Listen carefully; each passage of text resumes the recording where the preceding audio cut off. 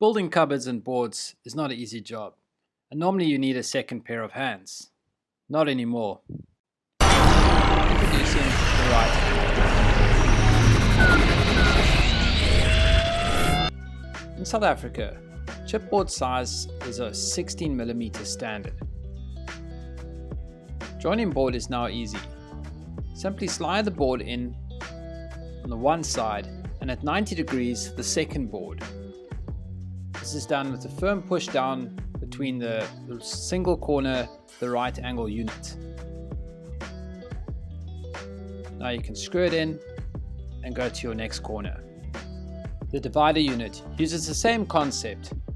Push down your board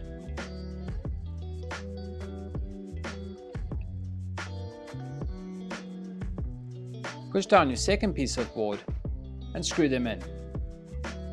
We'll display now how easy it is to build a whole drawer or cupboard using just the 6 parts that is included in the pack. So the 4 corners and the 2 dividers. Simply push them down and the 16mm chipboard will easily slide in. There you have it, the right angle. Your extra pair of hands when you're working alone and need precision.